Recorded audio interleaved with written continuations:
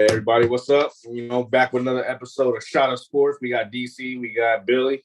Donovan couldn't make it today, so let's do it. All right, MLB. What we got for MLB?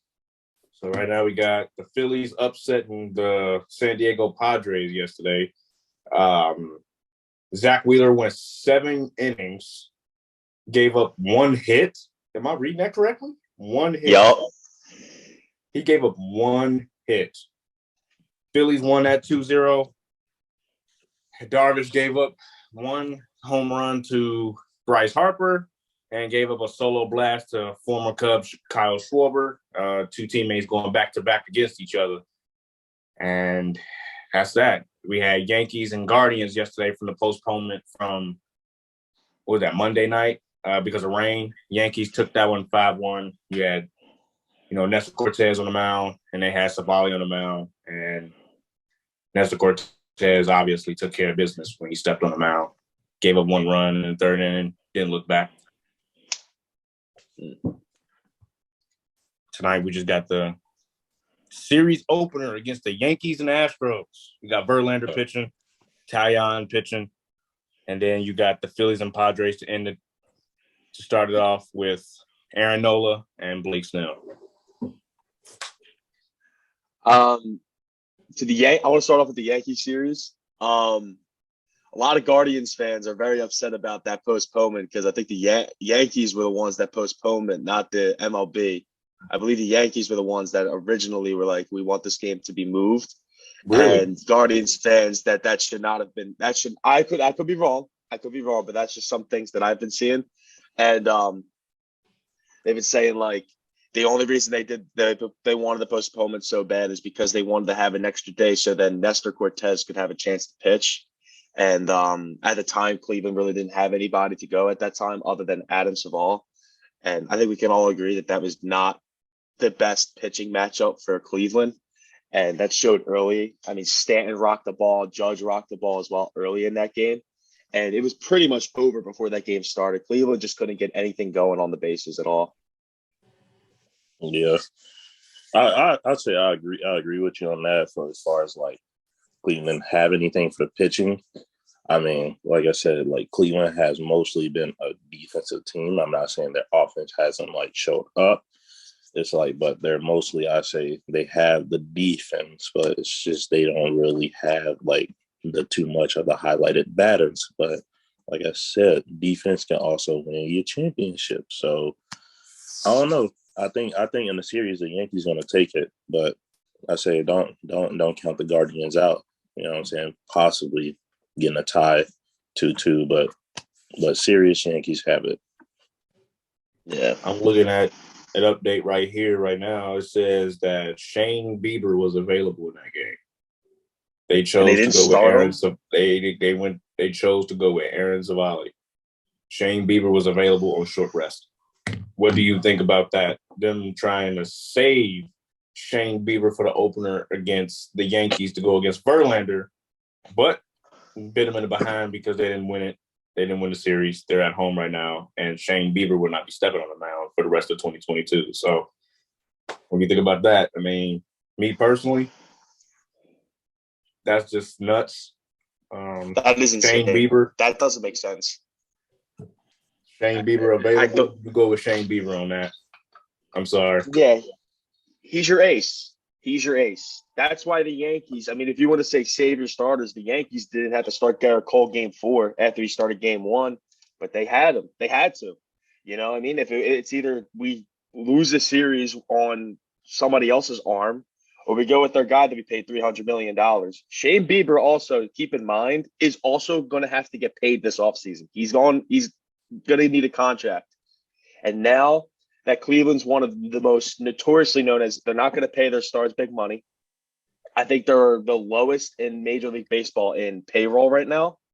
And now that Shane's like, clearly you didn't trust me enough in game 5 to win against the Yankees when we're in the Bronx. I mean, everything was in the Yankees' momentum. They just came off a big win in Cleveland.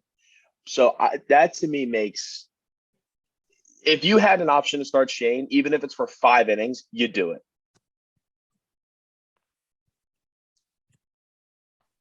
Actually, Yeah, yeah, true, yeah. But I say here, my final picks is probably going to be Astros and Padres. I don't see nothing wrong with that. Jordan Alvarez versus I, Bryce Harper, two power I, lefties. I like that. I mean, but I I don't think know. right now, uh, I got the Astros winning tonight. I think Verlander is just, even though he had a bad playoff game, he did not look great again in game one against Seattle. But I think the more a pitcher gets rested, the better. And he hasn't played in almost over a week. And to me, I just trust Verlander more than I trust Talion. And I think Talion was supposed to start game 5. And then when the game got pushed back, they then moved Nestor to come back in. You see how the But Yankees yeah, did that, and they got the series. Yep. I trust the Astros, and especially in Houston. I mean, their crowd's going to be buzzing. And then with Phillies Padres tonight, it's a must-win game for San Diego. And the reason I say that is, if you do not win this game, if let's say the Phillies go up 2-0, that series is not going back to San Diego. The Phillies crowd is, I think one of the reporters said that if the crowd was so loud that if it kept going for 5 more minutes, then people in that stadium would have gone deaf. That's how loud it was in that stadium. I do not see San Diego going in that environment and winning 2 games. That's too much of an ask. And especially if they're putting out Blake Snell and Yu Darvish already in their first 2 games. And then who they have after that, Mike Clevenger. And then who would the other guys be after that? Unless you're starting Yu Darvish game 4. They'd have Joe Musgrove going in the back end. Musgrove too, yeah. Phillies. He's good. Musgrove's a Cy Young candidate, yeah. So I agree with the Padres on saving Musgrove for Philly because he was able to take care of that crowd in New York. So I agree with that, saving Musgrove for Philly. The Phillies are throwing both their aces back-to-back days. So that's – if they lose tonight, who they got to pitch the rest of the series until Game 6, Game 7. So you see it both ways from there. So I feel like Manny Machado and Juan Soto know it's a must-win. Blake Snell taking a bump, knowing it's a must-win. Yeah. He's been electric the past month. He's just been electric. I know he's going to step out and become Cy Young Blake. I think Padres win this one. I'd say 6-2. I want to ask you this question because you play baseball. You're a big baseball guy. Please tell me if I'm wrong. But because when he was with the Nationals this year, Juan Soto, I think everyone understood no one's going to really pitch to him because he's really all the Nationals had. So all he was taking was walks constantly. Pitchers were pitching around Juan Soto. Now that he's with San Diego and they got Manny Machado, got a bunch of other guys who you have to pitch to, I still feel like Juan Soto has that walk, mentality. If you watched the game last night, there was one point where Wheeler was they had a 3-0 count on Juan Soto, and Wheeler threw 3 consecutive strikes. Juan Soto did not swing at any of them, and every time was walking away like it was a ball every single time. So if you're San Diego, does that give you some type of nervousness going into this game, knowing like clearly pitchers are now going to start peppering the strike zone a little bit, like deeper into counts, because he clearly thinks that he has such a walk mentality right now? I wouldn't say it's so much of concern right now because it's still early in the series. I wouldn't say it's too much of concern because Juan Soto, he's a professional. So I think he'd be able to step back in there and unload on pitches and knowing that it's a must-win game. He'll unload. To put your point on that, yes, I do think that at-bat was kind of tough. 3-0 and Zach Wheeler threw 3 straight strikes. And being as Juan Soto, he up there thinking, okay, he's going to try to give me the chase on something. I just don't know what yet. And if he was peppering the fastball and the off speed, just peppering the zone, you just got to tip your cap to that and just go ahead and walk back to that dugout because 3-0, started 3-0. You got because I even saw the reaction to what he did. He flipped the bat and started walking away in disgust, like, damn, man, he got me, Yeah. So Zach Wheeler's a professional. Juan Soto's a professional, and You know, Zach Wheeler having huge playoff experience and him being able to be a Cy Young candidate one time, I think he did well in fooling them, and Juan Soto definitely won't be expecting that again. So we have those games coming up at 3:30 Central Time, 4:35 Eastern, and Yankees Astros 7:37 p.m. Eastern Time on TBS and Fox. So let's head to basketball. Go ahead, DC. All right, for basketball, last night we only had 2 games played. It was the Warriors versus Lakers, and we had 76ers versus Celtics. I'll start with the Warriors-Lakers first. The Warriors took that one over the Lakers, winning the game 123-109. Curry had 33. Yeah, Curry had 33 points. LeBron had 31. I say it was a good game overall. But man, the amount of shots missed in that game. I know it's the first game, but man, no matter what, if you guys call yourself the greatest or like the GOATs or like, I mean, you'll still should be able to make those shots. They should still come easy to you. You know, Curry went 10 for 22, LeBron went 12 for 25. I mean, both still got high number of points as well too. But my thing is, I say one thing that really caught my eye in the game. Russell ended with 19 and Beverly ended with 3, but I don't really think that brought Beverly in to score a lot. I think they brought him in for defense. But Beverly went 1 for 5. So it's like, I don't know. He probably still has to adjust to it. Beverly was in foul trouble early. He got like 2 quick fouls in like the first, 5 minutes? First 3 minutes? Yeah. He had 5 personal fouls by the end of the game. Who else? Only other person that did really anything was known coming off the bench with 13 points. Zit. But on Golden State side, Andrew Wiggins had 20 points. End of the night, Klay Thompson had 18 points. With Draymond Green with 4 points, but did have 5 rebounds, 5 assists. But the bench guys coming in, you had Jordan Poole, he dropped 12 points and still had 7 assists on top of that. DiVincenzo had 8, Wiseman had 8, and Jay Green had 8 as well too. I say it was a real tough game, but like I said, when you got somebody like Curry who has the handles, who can put the ball up there and still score on tall defenders, hey, he's quick. So, but I say overall it was a good game, but I wish it was just the Lakers would have fought a little bit harder on that. So we'll see what the next lineup is on the next game they play. Yeah. But the Celtics, anybody got any comments on that game? You know, since it being game 1, opening night, you know, there's people out there with jitters. And, there's guys out there trying to figure out the rotation and guys seeing what they're going to contribute and things like that.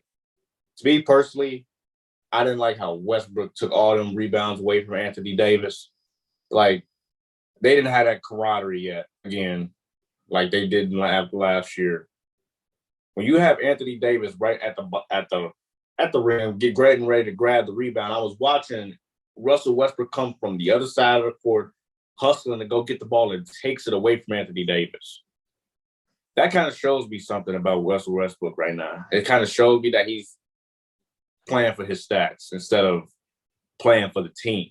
I mean, he had 11 rebounds, yes, but he took like 4 of them away from a teammate, which they were on the same team. But so, I say this, put in the perspective is this. I understand where you're coming from, but Westbrook always been a guy who always get rebounds. Even when he had KD at OKC, you'll always see his stat lines. He'll grab most of the time. He'll have the same amount or have a few more than KD or just a few less.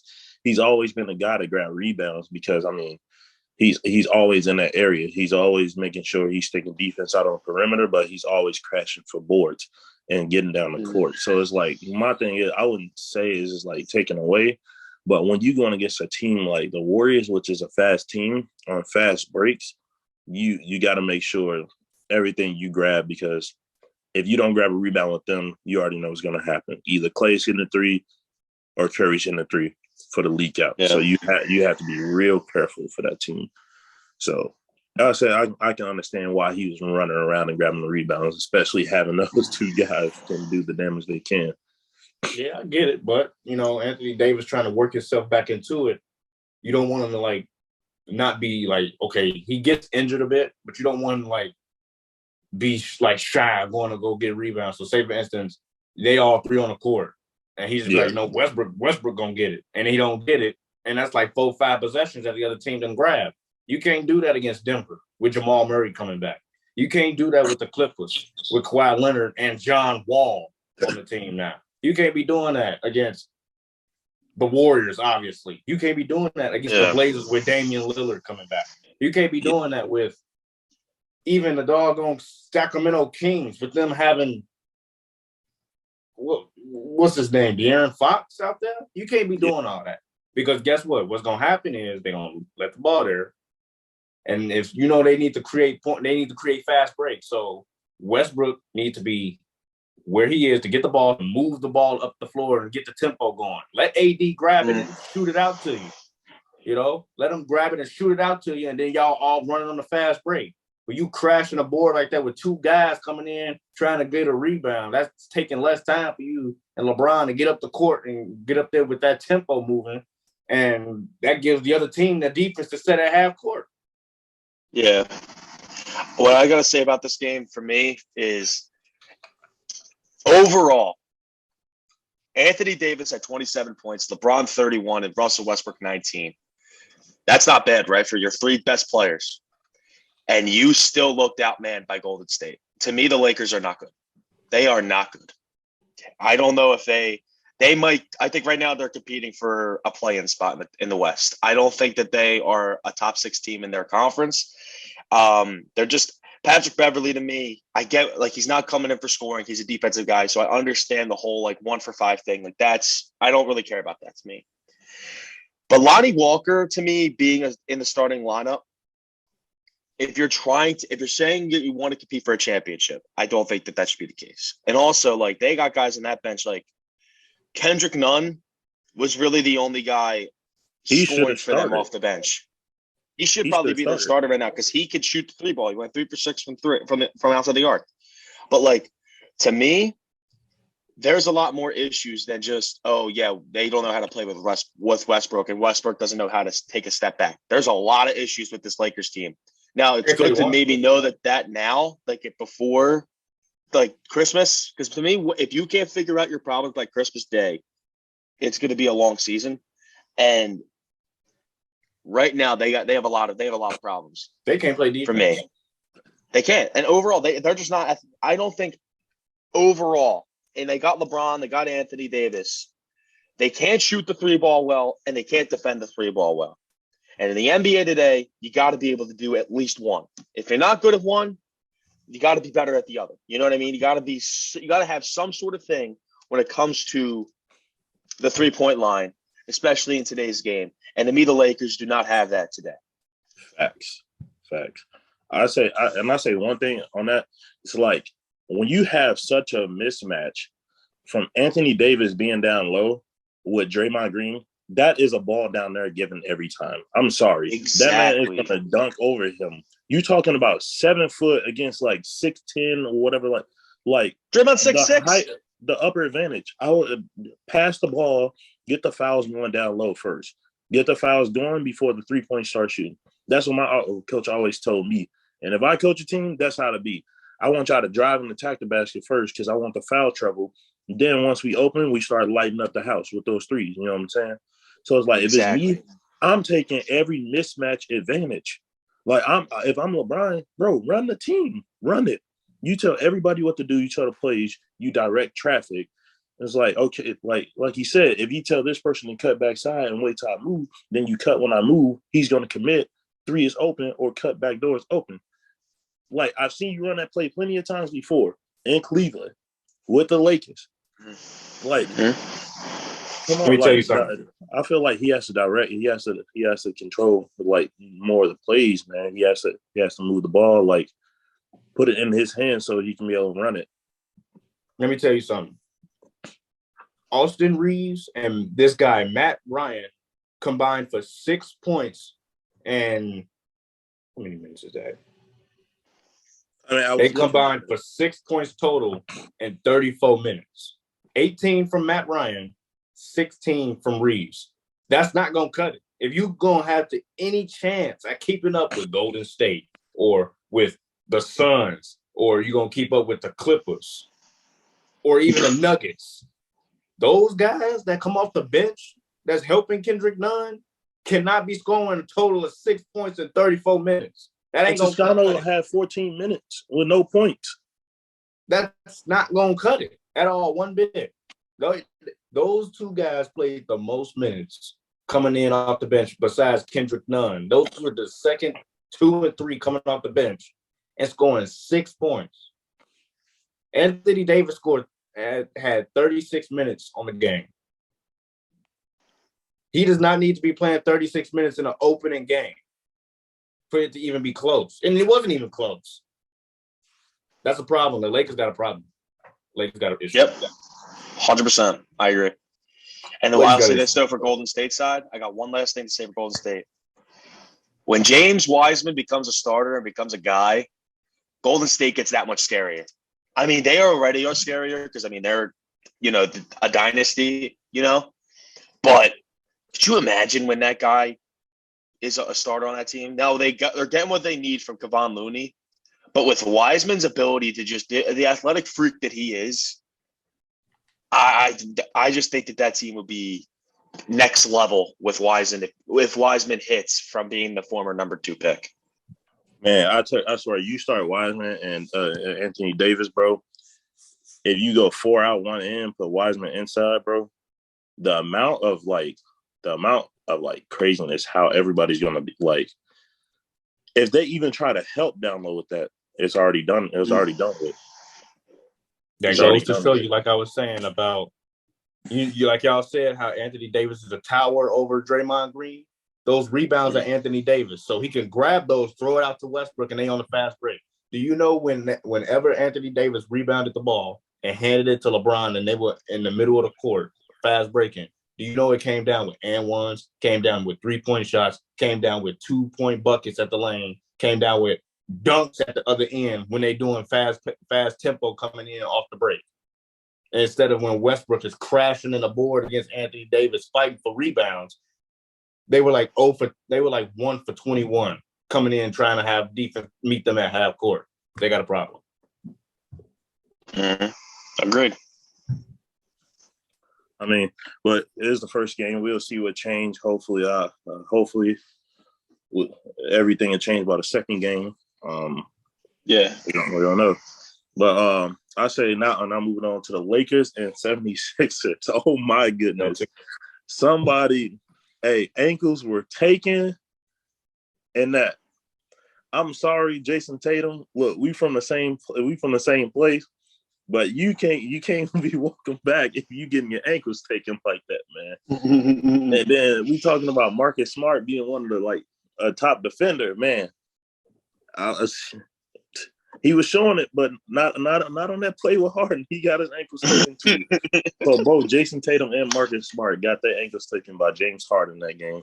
If y'all, I definitely say go check out the highlights of that game because that was a real tough battle game. I feel like, in my opinion, that game was better than the Warriors and Lakers game. It was just really fought battle. Both Harden and Jason Tatum scored 35 points. Harden went 9 for 14 and 12 from 12 for free throw. Jason Tatum had 35, went 13 for 20, was 7 for 9 for free throws. I say people coming off the bench. I say the 76ers got a squad coming off the bench and making plays, but the Celtics squad coming off the bench and making plays is crazy. But the thing with the 76ers, some of the guys that come off the bench are actually hurt right now. So they only have 5 guys right now they can use coming off the bench. So think about if all the starters need to come out and all the bench players have to go in, that takes away. Because if you think about it, one guy had off the bench on the 76ers guy had 12 minutes, 16 minutes, 11 minutes, and 21 minutes, and they all combined for a total of 11 points. 11 points. So Yeah. that shows a little bit some like the other guys have to get healthy because they didn't have Milton because Milton is a 3-point guy, shooting guy too. So if they have these guys, I feel like it would have been a little bit closer game than that. It would have been actually fall. I say overtime, and we would have saw that. But a lot of same thing with the Celtics actually too. Though a lot of players, some of them players are hurt, and some of them did not dress up and play.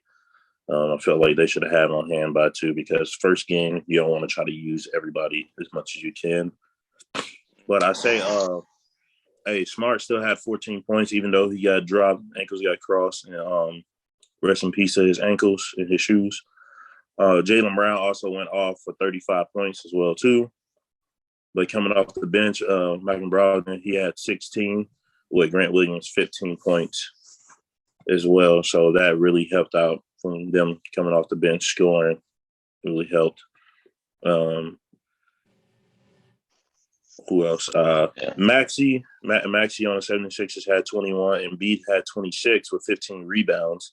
And that's why I like to say I see what Jalen's talking about. Let the big man handle rebounds because that's a double-double already for Embiid in the first game. And he still had 5 assists of the game. Yeah. And PJ Tucker went 3 for 5, 6 points. But I say make sure y'all double check, everybody watching, double check those highlights because it is some crazy highlights and everything. Still surprising that the Boston Celtics took that one. I was hoping the 76ers would because of their size difference. Potentially, I say the size difference from down low being Embiid going against Horford. That would be scary if it was me. But I say that's a matchup I'm ready to see again because I think the 76ers will take them when they play again too, and I think they are playing again this season. I'm not sure. Oh yeah. Anybody got any comments on that before I talk about top 5 prospects or so far? About that yeah, game? I got you.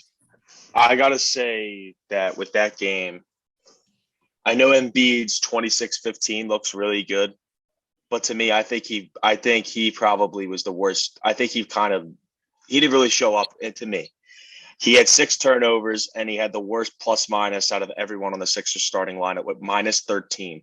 They lost by 9.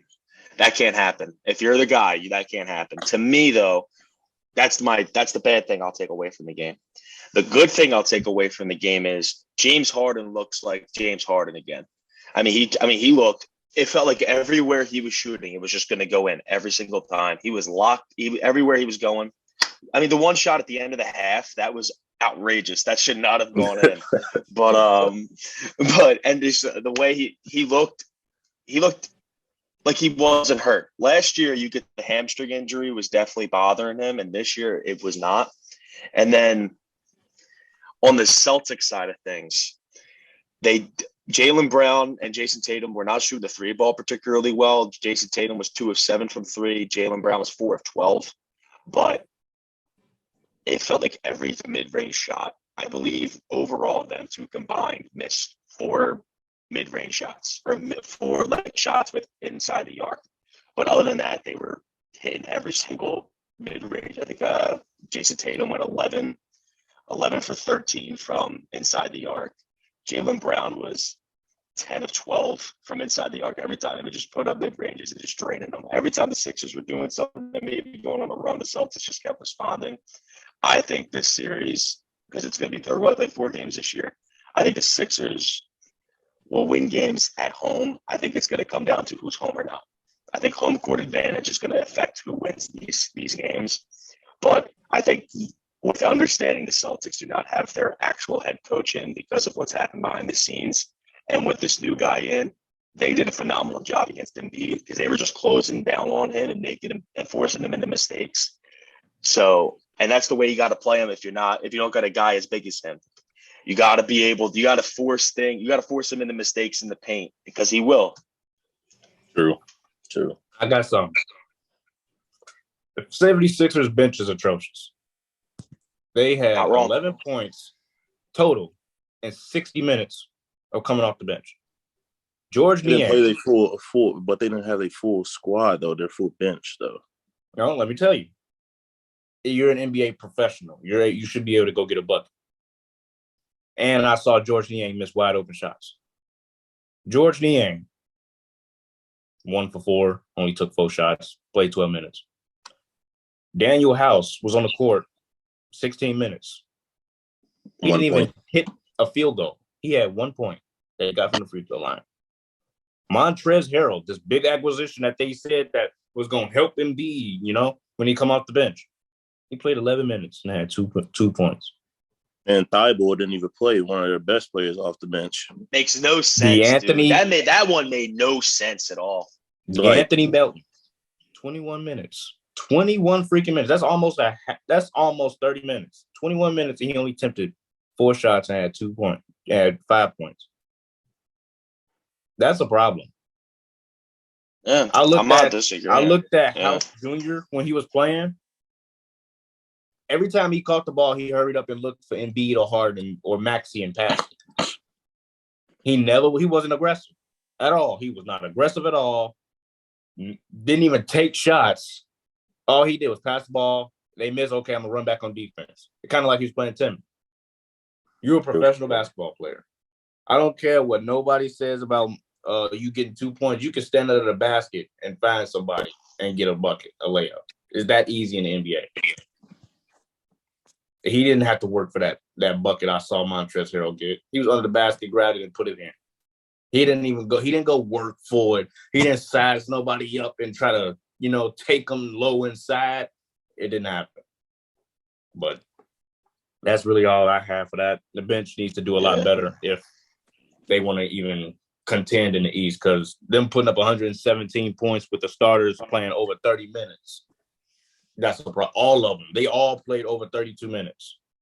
They go get burnt out early on in the season. They're going to get burned out early. That scares me too. Go ahead. I was going to say, my thing that scares me is, I agree completely. Why does Matisse Thybulle, why is he not on the court? I mean, he's a wing defender. And Jason Tatum and Jaylen Brown are killing us. They both, I think, had over 30 points. Why is he not on the court? That made no sense.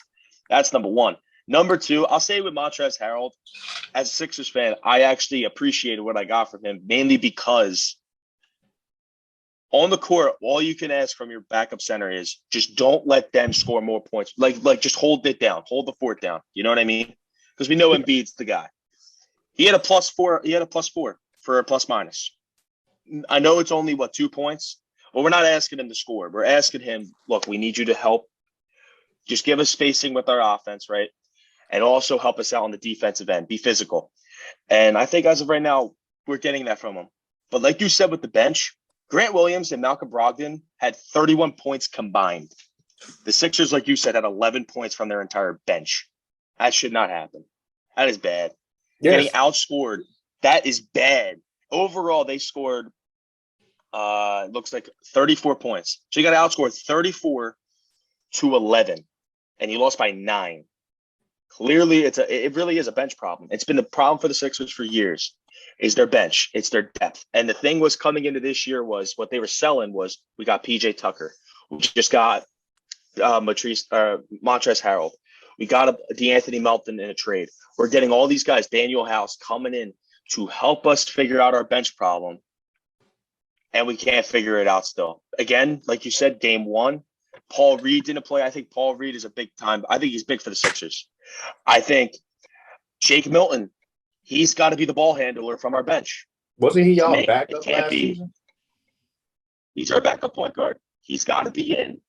I don't know why. Maybe he's a little banged up. I could be wrong.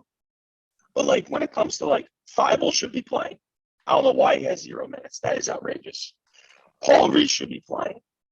Shake Milton should be playing. It might be with Matisse Thybulle. It might be might be an ego thing because he was supposed to get a contract and they couldn't agree to something. So he's going to be a free agent next year. And I don't know. Maybe it's something with that. I could be wrong. But like you said, Niang's got to put shots together. He was huge for us last year, just sitting around the 3-point line and us just pushing it out to him and him just draining out threes, being our stretch four. But right now, the bench, it does not look good. It does All not right, look good. let's get to Meech's top 5 real quick with the NBA, and we'll head on to college. We'll head on to football. Apparently, sources say with the top 5 with the NBA, this is a lot that's been going on. Apparently, we only have 2 guards in this lineup, and the other 3 are big men. So everybody's going based off this, and a lot of people say this would be like ESPN. This is and this is by experts, like experts voting panel, and I don't agree with it at all. They got Giannis at number 1, Nikola Jokic at number 2, Luka Doncic at 3, Joel Embiid at 4, and Steph Curry at 5. My thing is, where are they going to put Kevin Durant? Where are they going to put LeBron James? What about Ja Morant? LaMelo might be a top guy this year. You never know. Where are they going to put all these star guys? What about Jason Tatum? You know what I'm saying? So, like what's up with the other top guys? I feel like if you go do a voting panel, do it for positions. Stop doing it for top 5. Okay, because anybody these days can be in top 5 for anything. You can be top 5. Oh, this person for this in top 5 in assists right here. I got it here, and here. Anybody can be in top 5 in anything nowadays. If you go do a top 5 by position. Yes, I can see Joel Embiid in there, but I don't think I say in top 5, but I don't know because he can definitely get knocked out by some other big guys as well too. You have. Because you got Anthony Davis, you still got DeAndre Ayton, who played a good season last year. You still got what's his name? He just got traded. I forgot. He played with the Jazz.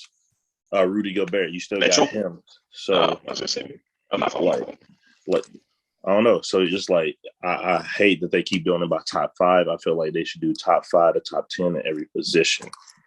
So I say I don't know. I don't agree with that top 5 list right now at all. But like I said, it's only a few first games. We have a lot more first games happening today. So make sure y'all check that out.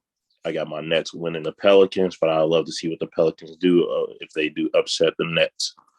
So that's it for the NBA side. Oh, and they are looking, and the Kings are looking for a trade for DeAndre Fox. I feel like the 76ers should go ahead and pull the trigger and grab him because if they do, that's going to be a huge force on their team. Yeah, I mean, I feel like they had to give up too much for that one, though. They would probably have to. I guarantee you, the Kings would want Tyrese Maxey, and I got a feeling they would want. They'll have some money there because Harden took a pay cut. True. Okay. Yeah, you got a point.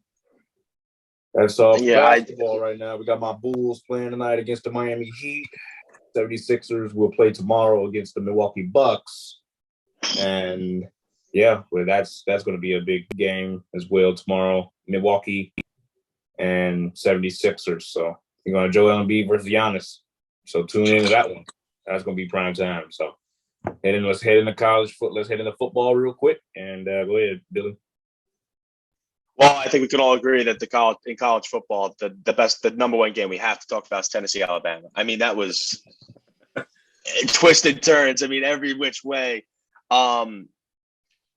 I think after that game, Hendon Hooker's got to be your number 1 Heisman candidate after that game. I don't know if you can give it to anybody else as of right now. He is playing on a different level. That receiver, Hyatt, 6 catches, 207, and 5 touchdowns. That may be the best. I think that would be the best fantasy performance out of any ever. And I mean, it's like I think overall Tennessee they ran the ball well. I mean, 182 yards on the ground.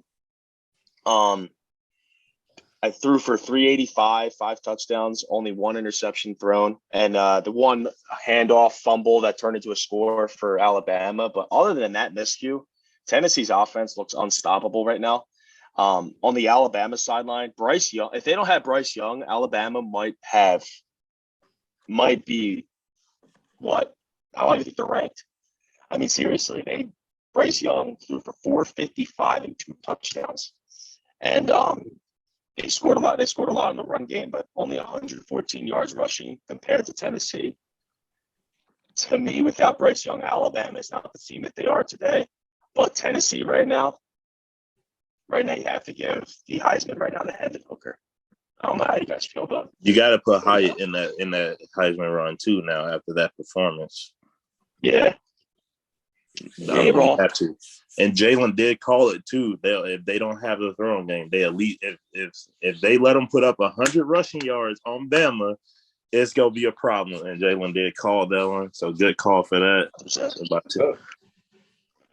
I mean, I mean, on Alabama's side of football, their defenses just got compromised. They just got exposed. It's not so much of you can't. I mean, because you can have Bryce Young and Hayden Hooker at the same time in Heisman because they both were freaking exceptional in that game. But it came down to defense at the end of the game. True. Why? How do you let them go 35 yards in 15 seconds with no timeouts? Did they have a timeout? They didn't have a timeout. No, they did. They had timeouts. They had 2 timeouts. Okay. 35 seconds.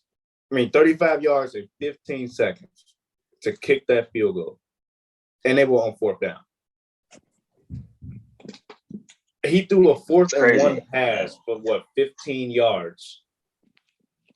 And the there was no coverage on them whatsoever. I was literally watching it. I saw the second half of the game, and I'm just seeing Tennessee wide receivers running wild.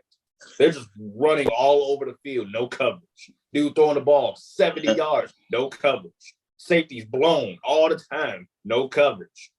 Their defense is a problem. If they want any chance of making the college football playoff, that defense has to step up at this minute because they're gonna have to end up playing Georgia, and they're gonna have to end up playing Mississippi State this upcoming week. And Mississippi State can score the football. They can really score the football. Good quarterback they got. I say one thing that I noticed with Bama, that they do a real good job at containing guys who stay more in the pocket than do outside the pocket. So when Oklahoma has a throwing quarterback or a quarterback that can throw on the run, guess what? Your D-line is not going to get there. And guess who gets open? The receivers. Like, let's see. Like if they go against Texas A&M, no matter what quarterback they get, they're always going to get a quarterback who can run and throw outside the pocket or take it and run it in feet. Like Ohio State, come on now. Every quarterback they have can throw the ball and run on their feet. So it's like, I feel like Bama thing is they don't have enough containment to keep the quarterback inside the pocket. To be personally, because I'm thinking Georgia's going to win the SEC. Was that the SEC East? I think Georgia. I love Tennessee, but until they can prove to me that they can beat Georgia, I'm taking Georgia because Georgia's just different. They're not Alabama, but for Alabama side, it's a problem because you're gonna be if you want to win that SEC West, you're gonna have to play Mississippi State. You're gonna have to beat them with that offense they got. You got LSU coming in, even though they 5-2, they still can move the football. And then the week after that, they got Ole Miss. Ole Miss and Ole Miss are tied for first place. Or I think Ole Miss has it. Ole Miss, I think, is in first place right now. I have to check that. Ole Miss is in first place right now in the SEC West because Alabama lost to Tennessee. And don't forget, you got the Auburn-Alabama game, the Iron Bowl. So if they want any shot at making this college football playoff, their defense better step up. It's just that's simple. 100%. 100%. What happened to Will Anderson, man? Like, seriously, Will Anderson was supposed to be a top 5 pick in this draft coming up. He's an unbelievable player. I haven't heard his name in the last couple of weeks for Alabama. You know what I mean? Like, that can't happen. They're literally they're like the Chicago White Sox right now. They're not living up to expectation right now.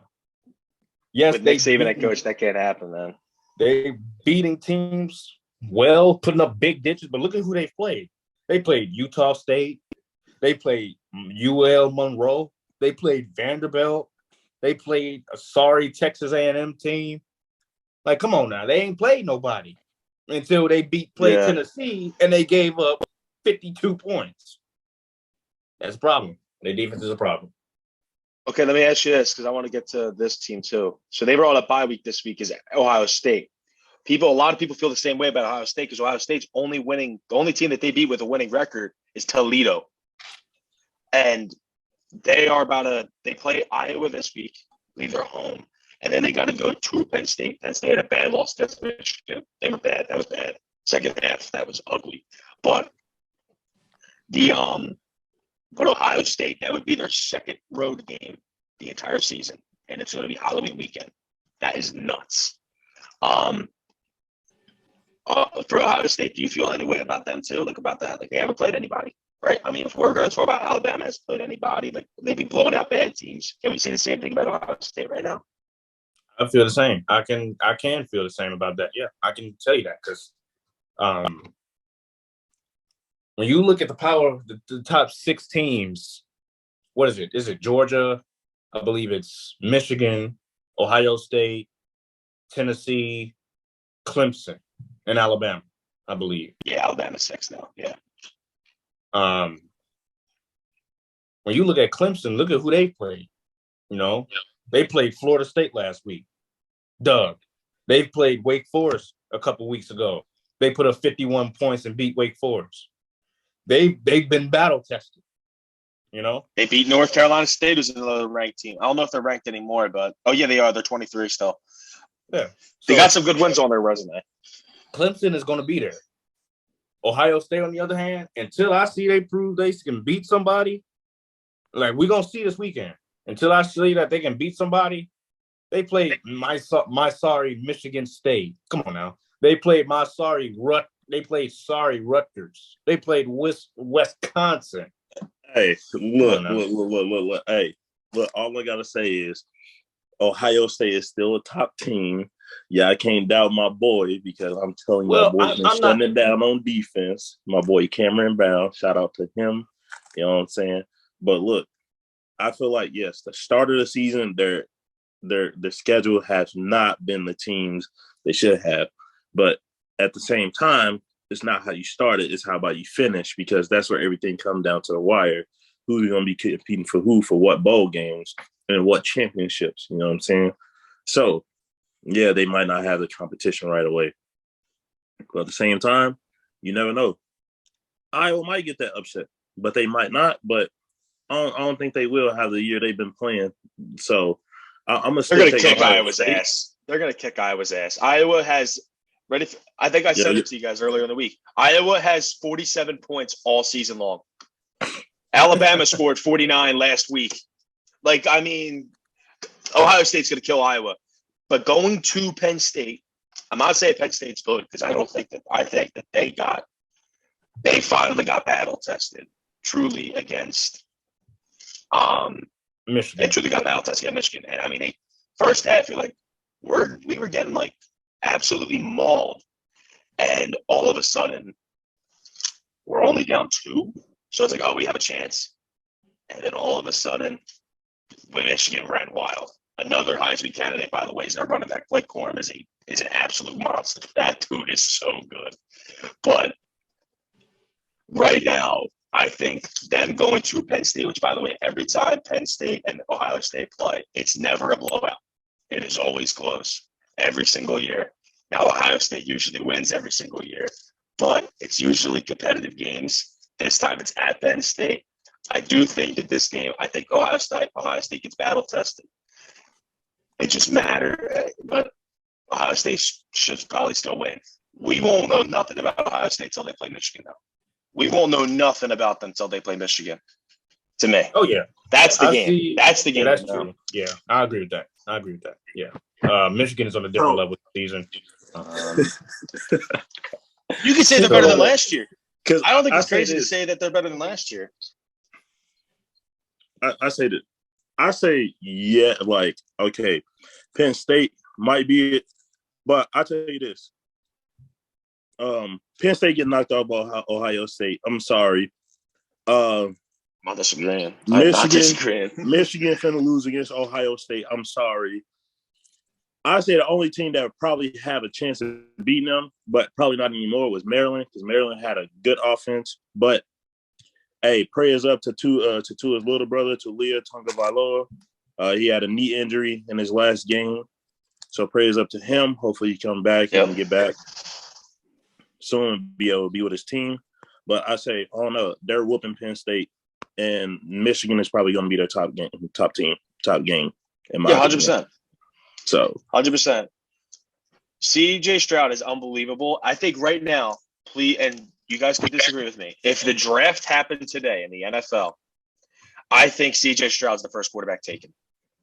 Oh yeah. I don't think anybody's taking Bryce Young. I think the teams would rather have CJ Stroud because of size, and also he's shown he can stay. He's been healthy, so I think teams would rather take CJ right now. I mean, he's also having an unbelievable year: 24 touchdowns to 3 picks.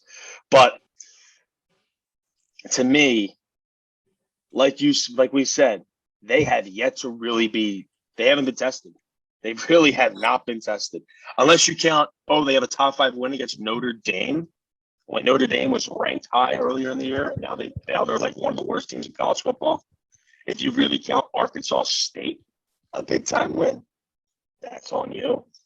But they're going to kick Iowa's ass. I think Penn State makes it close. I don't think they kill Penn State, but I think it's going to be an Ohio State win, as it should be.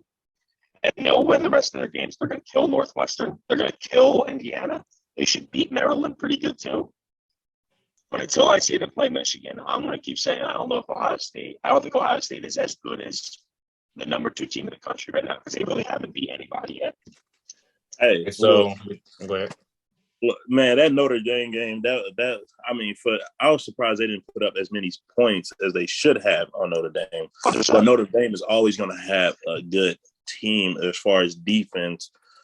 But I say Notre Dame has still got to adjust, because they did lose a lot of players last year as well too. So I can understand loss, but you got to. I don't know. I don't know. You never know. Hey, Ohio State, we might go undefeated this year, bro. We might just end up going. We might go undefeated this year. Yeah, that's not crazy to say. With Michigan, don't get. That's what I'm saying. It's not crazy to say that they go undefeated. I'm not saying that they're not good, because they are really, really good. Oh yeah, Marvin Harrison Jr. is really good. Yeah, exactly. We know that they're good, but are they as good as advertised? I don't know. Yeah, we're just critiquing. I don't know. We're just critiquing what we see on game-to-game basis. We're not saying they suck one bit. No way. No. I know. But we're just critiquing. Ohio State is way better than Penn. Like, I'm a Penn State fan. They're gonna beat us. I'm not even gonna be like that. But like, I think Penn State makes it a good game. I do. I asked my boy this that goes that plays. He's a DB. He's a DB currently right now for Ohio State. I asked him who's a better, or who's going to be more competition. Is it Penn State or is it Michigan? He said the more competition is going to be Michigan. He said the team up north, Michigan might be the team that really, you know what I'm saying, that really probably give them trouble. But all right, so we got Texas, Oklahoma State, Iowa, Ohio State, Tennessee playing tonight, next week. Saturday, Syracuse, Clemson, Cincinnati, and Ole Miss, and we got a big game between UCLA and Oregon. And obviously, we got that game against Mississippi State, Alabama. Then we got Kansas State, TCU, to round out the college football. So, anything you all want to add? I mean, towards the end of the show now, we're going to get into NFL on Friday. On NHL real quick. NHL season had basically everything has started with NHL, because they out of the preseason and now actually into the regular season. Tonight we have the Flyers versus the Panthers. The Flyers are currently right now within just a few games. They're 3-0. The Jets versus Avalanche. Avalanche are 2-1. Avalanche. I don't know. They said they should be a top team this year, but they lost with their 2 best players. And the Blues versus the Kraken. I got Blues on that one. Hometown, St. Louis. Let's go. Those are the games tonight. But the Avalanche versus the Jets is the big game tonight that everybody's looking and going to. Should be the game to watch. Yeah. Yeah, but that's going to be the game tonight. Jets versus Avalanche tonight. Yeah. Hopefully my Flyers can stay undefeated. I don't know how they're undefeated. It does not make any sense. I thought the team was going to be a bottom feeder and competing for the first overall pick, but I guess we're actually good at hockey this year. But to the NFL, just real quick, Saints Cardinals tomorrow night. I think this is a huge game for both teams because you do not want to be 2-5. You just don't want to be. Cardinals, especially because in that division, the Rams, I know the Rams have looked underwhelming. Same thing with the 49ers have been a little underwhelming. I mean, they just lost to Atlanta. But, like, right now, you can't go down 2-5 because as bad as they looked, Niners and the Rams can kick it into another gear and start getting it together. Same thing with the Saints. They're in the same division as Tampa Bay. I know Tampa Bay just lost to Pittsburgh, but I think Tampa Bay will figure it out and get it together soon. And Saints are banged up as well. It's in Arizona. Arizona is favored by 2. I think I'd take Arizona tonight. Okay. All right. What do you guys, what are your picks for tonight? Give them your, what you think is going to happen, your predictions and things like that on the night's NBA games. Like, if you have to build a parlay, go ahead and pick your picks. Give it to the people. I don't know. I don't even think I'm gonna do any picks. I'll probably end up wait and do some picks for the NFL games. To be honest, because this is gonna be an interesting week for football. To be honest. Yeah. If I had to pick one game in the NBA that I love, I think it's a really good line to pick, it's Chicago Bulls going to Miami tonight. I think the Bulls are going to cover. I think the Miami's favored by 7.5 tonight, which, Miami's good, but they lost some pieces. I think Chicago has improved, especially on the interior, with Andre Drummond coming in. So I think Chicago will cover. I don't know if they win the game, but I would take Chicago to cover that spread. I say game of the night is going to be Mavericks and Suns. That's obviously definitely going to be game of the night. 100%. I think Mavericks are going to knock off the Suns tonight. I think they got it. Even though how far the Suns went, but I got Mavericks knocking off the Suns. I'm looking at that Nets game. I'm looking at that Nets and Pelicans game. I think the Nets will cover for sure. Durant should at least easily drop 45 that game. Nets is favored by 3 points. I think they cover. Yeah, they should. But take the under in points from Ben Simmons. That dude stinks.